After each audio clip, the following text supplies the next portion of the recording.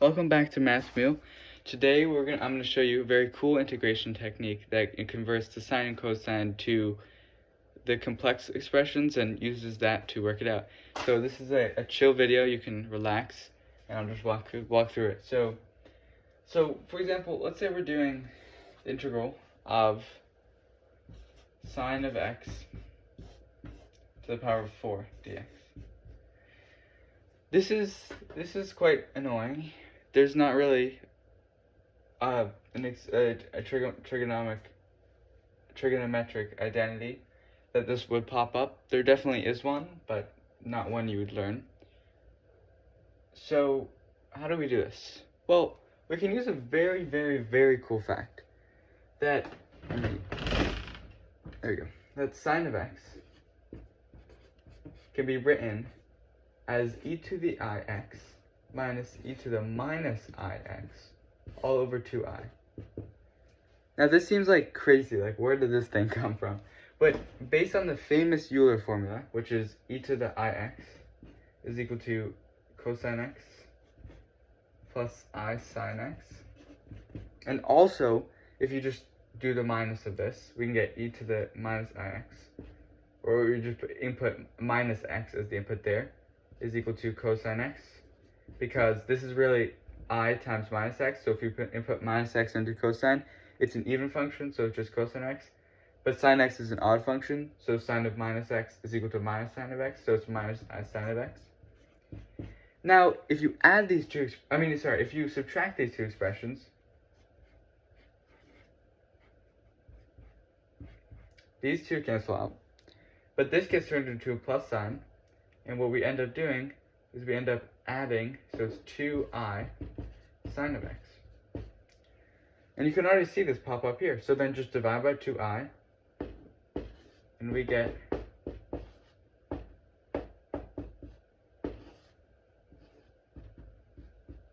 boom, we get a very interesting expression for sine of x. It doesn't look right, but it's a very surprising fact. Anyway, so that's where this comes from. And we can use this fact to determine this. So we can write this thing as integral, instead of sine of x, we can write this as the other expression for sine of x, right? To the fourth. Now, it still looks annoying because there's a to the fourth power, but it's much more approachable. Like, integrating the trigonometric functions is a bit weird because it's like, it's not a number. It's not almost like an expression that you would be familiar with, like e to the x. Yeah. So now it's much more straightforward. But how do we deal with this to the power of 4? Well, we use a fact from something called the binomial expansion theorem. It sounds complicated, but it's not really complicated. Anyway, what it is that if you have x to the y to the power of n, which in this case is like e to the x plus minus e to the minus x. The minus sign is just, you can try it as plus minus e to the minus x to the power 4, which is in this case n. This is just equal to the sum from k is equal to 0 up to k goes to n, so k goes from 0 to n, so it's n choose k, so this is from probability, like the ways that, this is the number of ways to choose k items out of n items, of x to the n minus k times y to the k. So it's basically the sum of all these terms, and the terms is like, the coefficient is n choose k, times, and the terms are x to the power of n minus k times y to the power of k. I'm not going to explain why it is, but it's deeply rooted in like, how can you choose a certain amount of x terms and a certain amount of y terms, because that's essentially, you're multiplying them. So it's like, how many can you choose of those terms? How many ways are there to get in? Which is why you see the probability thing, but you can, I'm not going to go into depth. So we can use this fact to compute what this would be. So So I'm just gonna write, we're just gonna figure out, because raising this to the power 4 is easy. So we're just gonna focus on this now. So e to the ix, can you see that? Yeah. So e to the ix minus e to the minus ix to the power of 4. Right? Let's do that now. So let's treat e to the ix as x and minus e to the ix as y. Right. So now we're just gonna get the first sum. The first sum is, I'll write it out. 4 choose k, and 4 choose 0 of e to the x to the power of 4, because it's, if k is 0, this just y to the 0, which is 1. So this term just becomes e to the 4ix. I think it makes more sense to write it as I times 4 to the x, but right now I'll just write it as 4I to the x. Nice. So this thing is 0 because there's 0 ways. I mean, there's one. This thing is 1 because there's one way to pick 0 things out of 4. And from now on, so it's just 1. Then the next thing is, let's say when k is equal to 1, so we're going from 0 to 4 because it's 4 in this case. When k is equal to 1, it's x to the 4 minus 1, which is 3 because n is 4 in this case. And x is e to the ix. So it's e to the ix to the power of 3 times minus e to the minus ix to the power of 1. And so let me try this. So now it's 4 choose 1 of, let me hop over here, of e to the ix to the 3 power times minus e to the minus x to the first power. So this is equal to 4 because there's 4 ways to choose one thing out of 4 things. This is just e to the 3ix, and this is just, well, minus e to the minus ix. But this thing goes to, so it's 4. This is a minus sign, so we can just write it as a minus here. And then these two exponents add together to get e to the 2ix, because it's 3ix plus minus 1ix, which is just e to the 2x. So this whole thing is equal to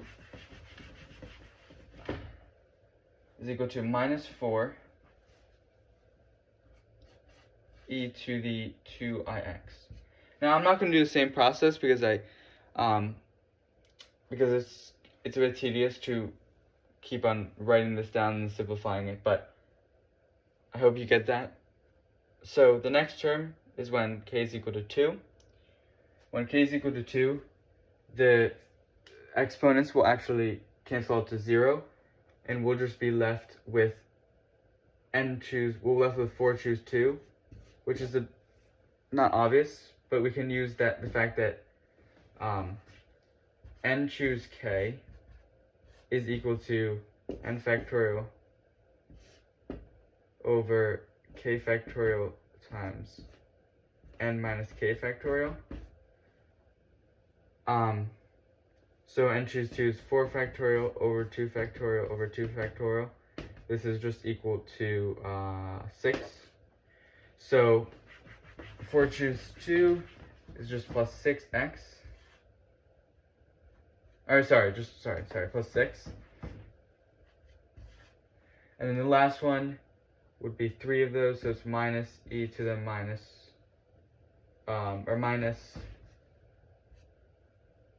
well, it's 4 choose 3, which is just 4 factorial over 3 factorial times 1 factorial. 1 factorial is just 1, so we're left with 4. So this is just minus 4 times e to the minus 2ix. And then finally we just get plus e to the minus 4ix.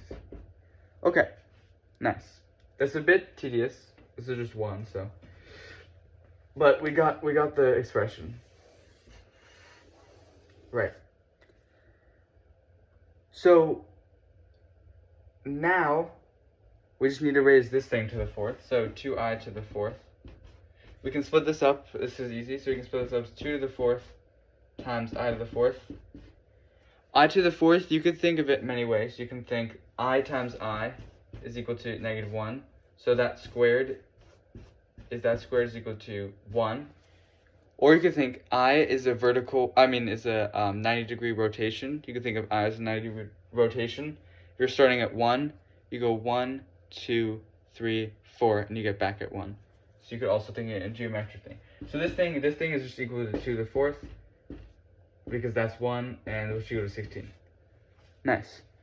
But remember, it's the denominator. So let me now. I'm gonna forget this, so I'm just gonna write this. So now we know that this thing is the integral. So it's 1 over 16. It ends up being like 1 over 16, which we just found. Or this is 16, so it's 1 over 16. So I'm just gonna stick it out here because we're allowed to do that because that's a property of integrals. And it's now just e to the 4ix minus 4e to the 2ix plus 6 minus 4e to the minus 2ix minus plus e to the minus 4ix.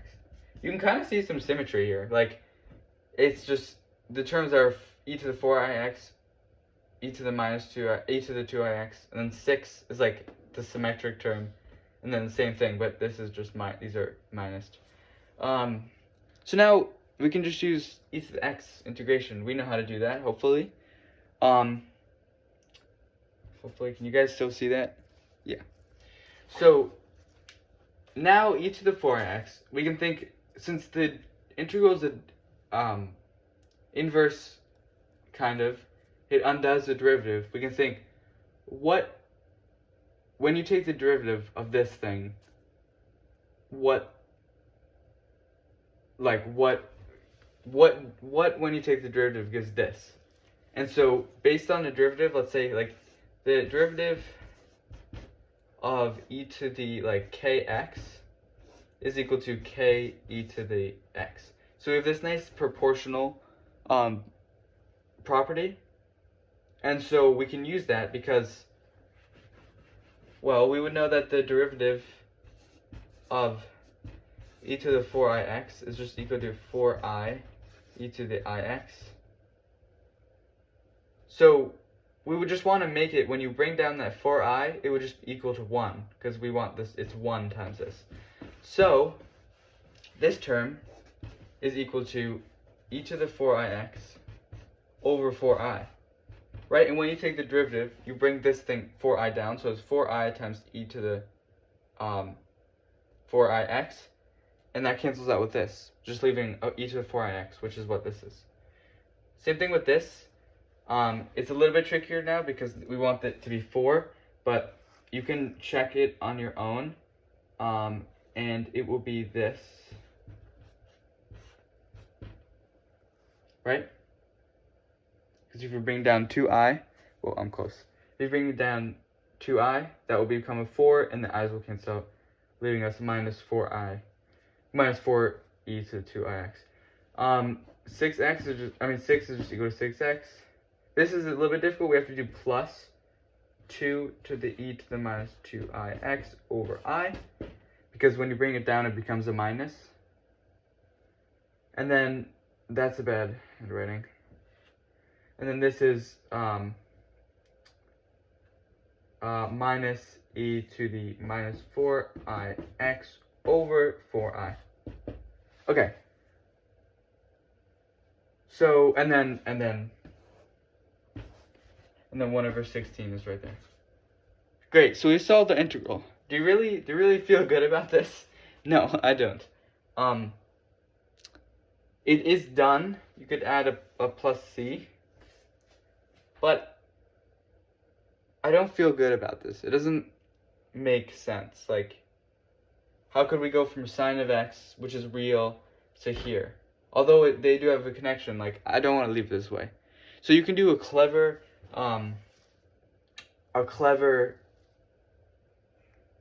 trick, and you can turn these things back into sine of x. So I'm gonna have to get, so, okay. I'm going to erase this, and then I'm gonna copy this down. So I hope you can go back, take some notes on that or something. So I'm just gonna bring this back up. So it's 1/16. You can skip ahead if you want. I like to make these videos natural. No cutting. Promise me, I'm not lazy. Definitely not.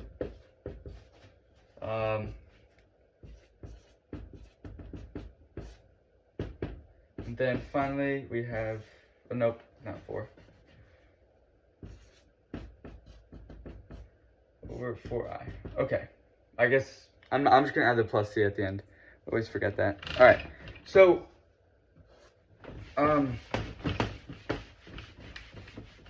so now I just want to have you recall that sine of x is equal to e to the ix minus e to the minus ix over 2i.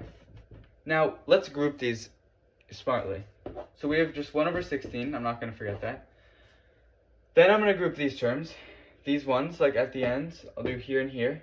So it's e to the 4ix minus e to the minus 4ix over 4i. See, that looks pretty similar to that, right? Then you also have minus, I'm going to write in parentheses, 2e to the 2ix minus e to the, minus 2e to the minus 2ix all over I. Right, and the reason I did parentheses is because when you distribute this, like, this is minus 2e to the ix, but this is plus 2e to the ix, but I write a minus sign so it distributes and flips them to the correct thing. So this is the same thing as this, but if there's parentheses there. Then, just plus 6x. That's just kind of outlier here, no e's there. Okay. So, based on this, we can kind of create,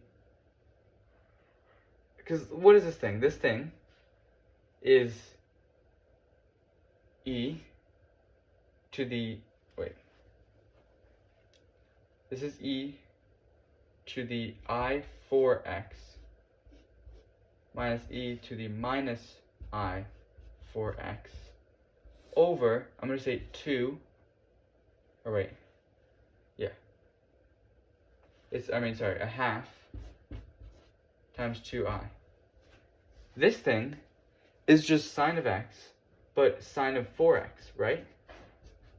Because sine of 4x is equal to e to the I4x, because you just plug it in for that, minus e to the minus I4x over 2i. And this thing is 4i, but you can just account for that by saying it's a half of that. So great. So we just found out that this thing is equal to half of sine of 4x. That's cool. It turns out this thing is minus 4 times sine of 2x. Right, the 2x comes from that, it's I times 2x, it's 2ix, just I times 2x. And then this thing should be 2i. So you have to cancel out a 2, so it has to be 2 in front, but also 2 is distributed here, so it's 2 times 2, or 4. And then plus 6x. We're almost done. This is literally, like, it's just simplifying now. Isn't this crazy? So this simplifies to just 1/32 sine of 4x. That is an awful handwriting. Oh my gosh, I cannot write. Minus 4 over 16, that's just 1/4. Sine of 2x plus 6 over 16 simplifies to 3/8 x. Don't forget the c. Isn't that awesome? That's just so cool how we can convert the integral to the thing, use many math expressions. Like, look at the things we used. We used the complex representation of sine. We use the binomial expansion theorem. We just use integration. We use derivatives to find out what the integral would be. And then we just simplified, and we just got this. And I'm not going to end it here. I'm just going to say one more thing. This can be used in so many ways. Like, for example, say if you wanted to find the formula, like a trigonometric identity for sine of x. Like, how about this? You can even do this with cosine, because cosine of x is equal to e to the ix plus e to the minus ix over 2. So, let's say you want to find an identity for cosine squared, right? What you could do is you could convert cosine squared to this, square that, and then convert it back into, like, familiar sine of x and cosine of x things. So, thank you very much. So this is our answer. I'll read it out. It's 1 over 32 sine of 4x minus 1/4 sine of 2x plus 3/8 x plus c. That is very cool. So, I hope you enjoyed, and thank you. Gotta get this there. Thank you.